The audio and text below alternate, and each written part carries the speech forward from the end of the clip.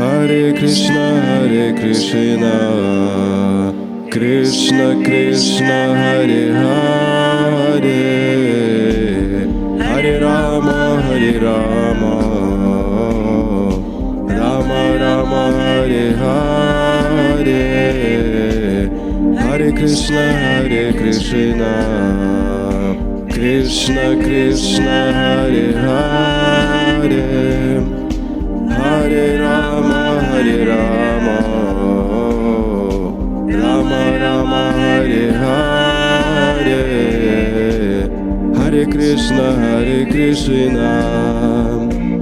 Krishna Krishna, Hare Hare, Hare Rama, Rama Rama, Hare Hare, Hare Krishna, Krishna Krishna, Hare Hare, Hare Rama, Rama Rama, Hare Hare.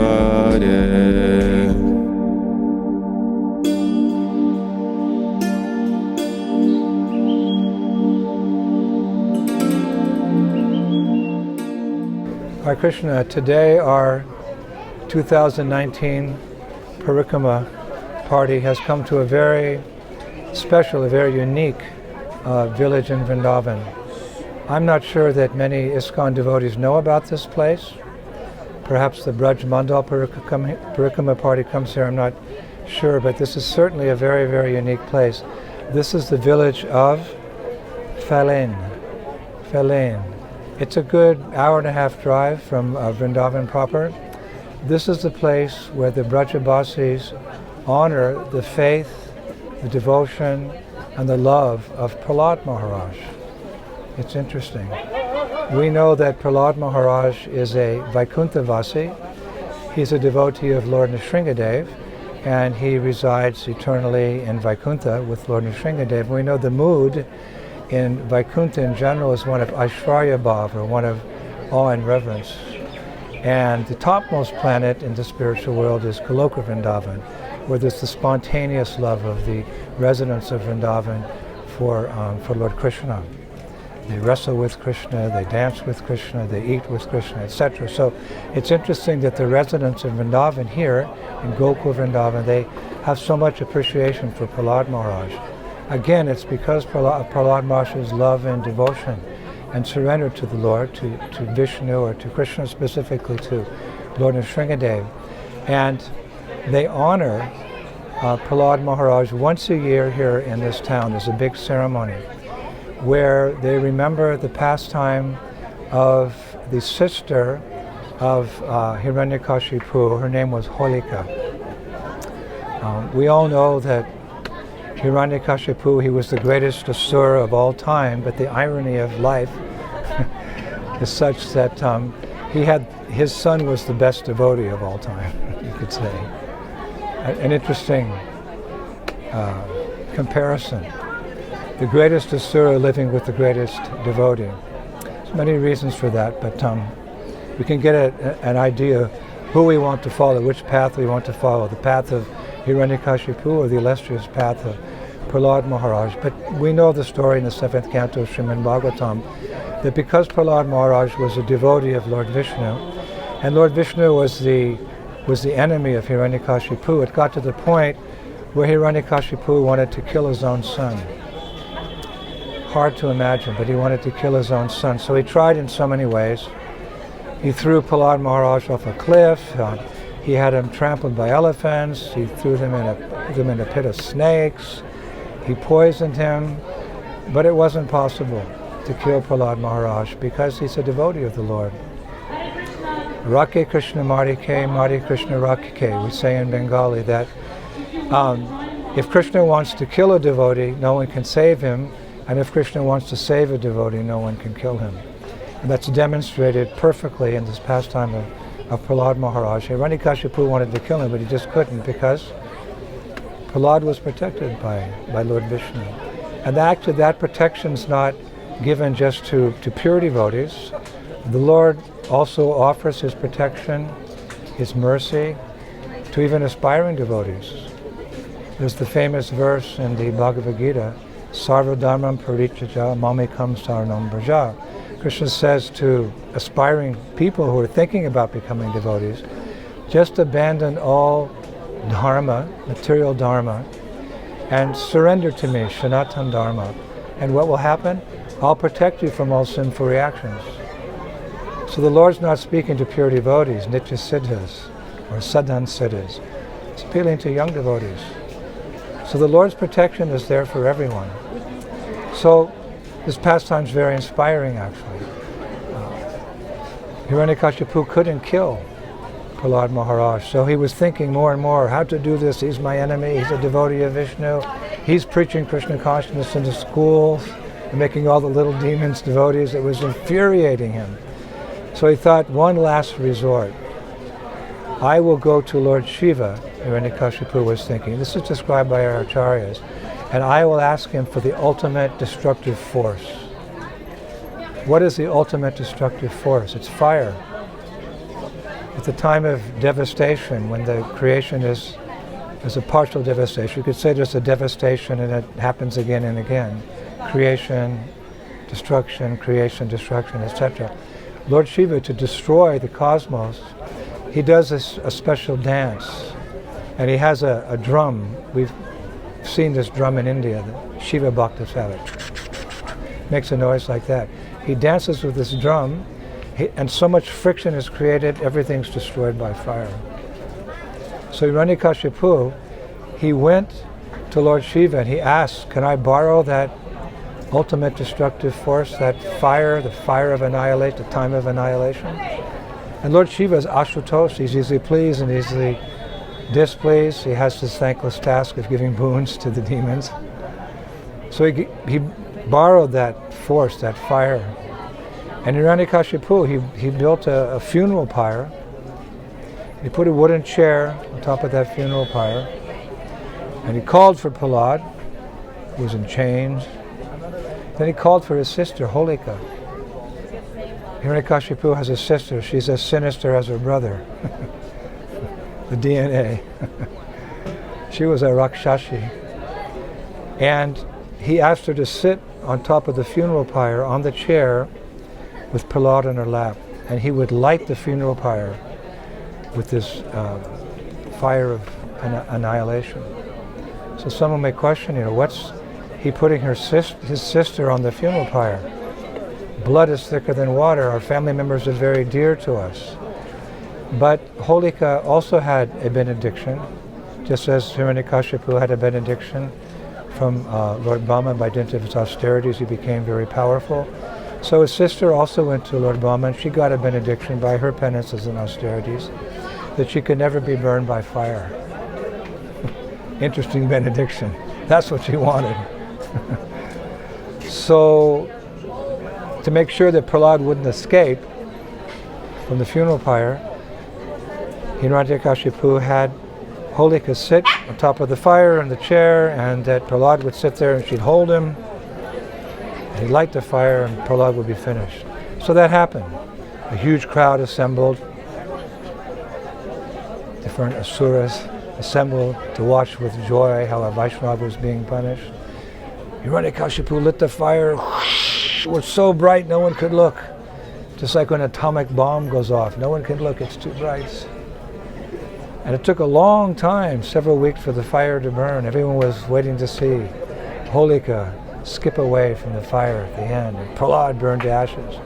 When the fire calmed down and the people opened their eyes, it was Prahlada Maharaja skipping away from the fire with that Gurukul tune.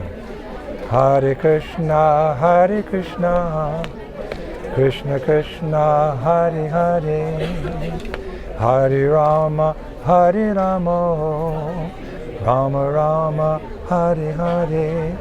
Some devotees say that's the Gurukul tune. The kids in the Gurukul like that tune. Skipping away. Holika was burned to ashes. Everyone's wondering what happened. But our acharyas, they explain that the boon that Holika received from Lord Brahma, she could never be burnt by fire. It was cancelled because of Vaishnava Aparat. Not just Vaishnava Aparat, but Vaishnava Aparat to a devotee of the character of Prahlada Maharaj, who's one of the 12 Mahajans. Such a sweet devotee with so much faith in Krishna, so much love for Krishna. The boon was cancelled. There's many things to be learned by one singular pastime. Many things, different angles we can study and speak about and benefit from. So this is a warning. Don't commit Vaishnava aparat. If we see a fault in a devotee, it's not surprising. We've been in this material world for a long time, so some contamination may remain.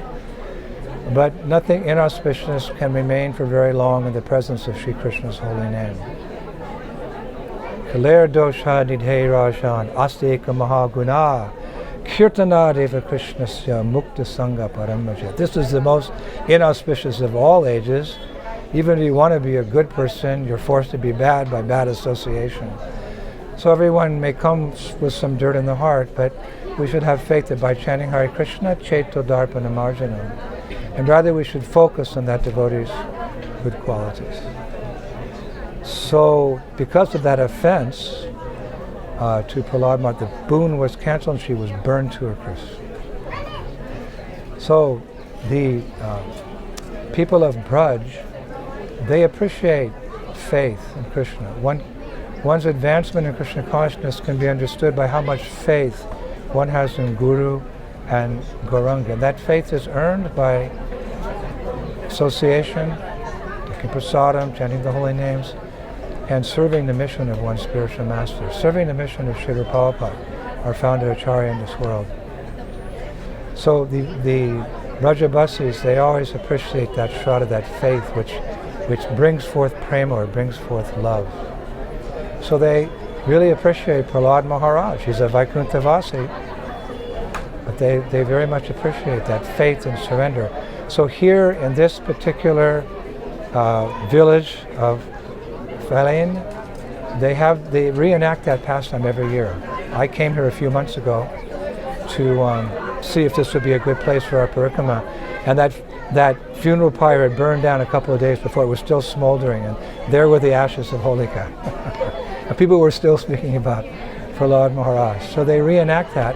And Shastra actually says, Vishwanath Chakravarti Thakur says that this pastime of Nrsingadev happened in deliverance of Prahlada Maharaj happened in Satya Yuga. So he said, when Krishna came into Pura Yuga, he so much appreciates the love of his devotee Prahlada Maharaj that Krishna himself would come every year to this village when he was present on this planet to honor the love and faith of his devotion, of his devotee Prahlada Maharaj. It's amazing. Krishna would come when he was on this planet. So we come. Also, we're not being, at this moment at least, our movement's not being persecuted like that, thrown to the feet of elements, thrown off of cliffs, poisoned, but we have enemies. We have enemies within. In the Gita, Krishna says, within the heart is lust, anger, and greed, and they are the gates to hell. They're the obstacles to our devotion to Krishna. So we come here and we pray to Lord Nrsingadev, we pray to Prahlada Maharaj, help us get rid of our enemies so we can nicely serve Srila Prabhupada, we can be valuable instruments in the service of Chaitanya Mahaprabhu. We come in that mood, we take shelter of Prahlad, we take shelter of Lord Nrsingadev, and we go to the Kund. This is called Prahlada Kunda. There's so many amazing kunds with, Brajabasi names. This is one kund called Prahlada Kunda. We come here and take the water on our head and pray for that protection. And pray for the faith and the love and the devotion that Prahlada Maharaj had for Lord Nrsingadev. Nrsingadev is present here in Vrindavan in Nanda Bhavan, with the house of Nanda Baba, where Krishna lived as a little boy. There's a deity of Prahlada Maharaj. There's a deity of Prahlada Maharaj in the center of Vrindavan. There's a deity of Lord Nrsingadev in the center of Vrindavan. A deity of Nrsingadev in Nanda Bhavan, a deity of Nrsingadev in the center of Vrindavan, and there's a deity of Nrsingadev in the southern point of Govardhan Hill. So Nrsingadev is appreciated by the Brajavasis. So come to Vrindavan, and if you have the chance, come to this particular village, take the water of Prahlada Kunda upon your head, and get the mercy of Lord Nrsingadev, as Bhaktivinoda Thakur prayed. He's on the threshold of Nrsingadev's palace, he says in a poem, praying for that half man, half lion personality of Godhead to remove all anarthas on the path to Braj, so he can properly, with devotion, worship the lotus feet of Shri Shri Radhasham Sundar. Sri Prahlada Maharaja ki, Bhagavan Narasimhadev ki, the village of Phalein ki, Prahlada Kunda ki, Gaur Bhaktivinoda ki, Jai Jai Sri Radhe Shyam. Hare Krishna. Hare Krishna, Hare Krishna, Krishna Krishna, Hare Hare, Hare Rama, Hare Rama, Rama Rama, Hare Hare.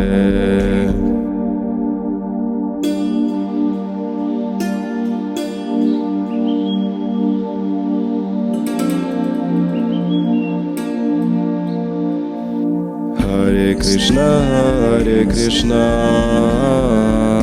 Krishna Krishna, Hare Hare, Hare Rama, Hare Rama, Rama Rama, Hare Hare. Hare Krishna, Krishna Krishna, Hare Hare, Hare Rama, Hare Rama, Rama Rama, Hare Hare.